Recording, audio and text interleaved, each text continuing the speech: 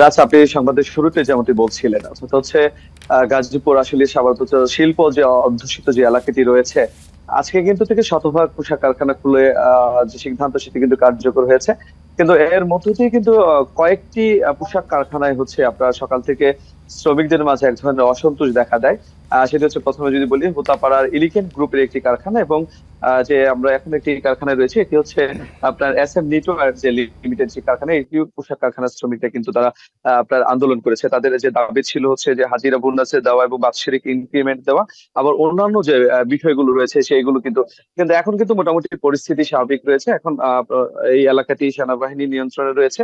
সেনাবাহিনীর সদস্যরা কিন্তু হচ্ছে যে কারখানা কর্তৃপক্ষ এবং কি হচ্ছে আপনার শ্রমিকদের সাথে কথা বলে একটি মধ্যস্থতা করে কিন্তু এখানকার পরিস্থিতি মোটামুটি শান্ত করেছে। তো অথচ যে শ্রমিকরা যে আন্দোলন করেছে, তাদের যে দাবি দাবা গুলো আছে এগুলো মেনে নেওয়া কিন্তু আপনার আশ্বাস দিয়েছে।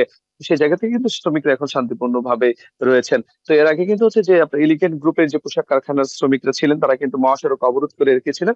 তারপর কিন্তু সেখানে সেনা সদস্যরা এসে কিন্তু হচ্ছে শ্রমিকদের বুঝিয়ে মহাসড়ক থেকে কিন্তু হচ্ছে সরিয়ে দেয়। এখন কিন্তু ঢাকা মুসিম মহাসড়কে যে যান চলাচল রয়েছে সেটি কিন্তু আপনার স্বাভাবিক রয়েছে। গাজীপুর যিনি পুলিশ সুপার রয়েছেন আবুল কালাম আজাদ, তিনি জানিয়েছিলেন যে অথচ পুলিশের পক্ষ থেকে তাদের কিন্তু নিরাপত্তা নিশ্চিত করা হয়েছে। সেনাবাহিনীর পক্ষ থেকে বলা হয়েছে যে তাদের ইন্টেলিজেন্স এর পাশাপাশি সেনাবাহিনীর সদস্যরা যেখানেই খবর পাচ্ছেন সেখানে গিয়ে হচ্ছে পোশাক কারখানাগুলো হচ্ছে স্বাভাবিক কার্যক্রম চালু করার বিষয়ে কিন্তু তারা উদ্যোগ নিয়েছেন।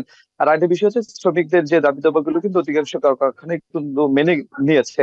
তো দু একটি জায়গায় যে অসন্তোষ দেখা দিয়েছে, সেখানে কিন্তু কারখানার শ্রমিক এবং সেনাবাহিনী এবং তাদের মালিক পক্ষ কিন্তু বসে একটি যৌক্তিক সমাধানের মধ্যে দিয়ে কিন্তু আছেন। অথচ হচ্ছে দেশের অর্থনীতি সচল রাখার ক্ষেত্রে কিন্তু পোশাক কারখানা খোলা রাখার কোনো বিকল্প নেই। সেই দিক থেকে কিন্তু হচ্ছে পোশাক কারখানাগুলো খোলার ব্যবস্থা করছেন।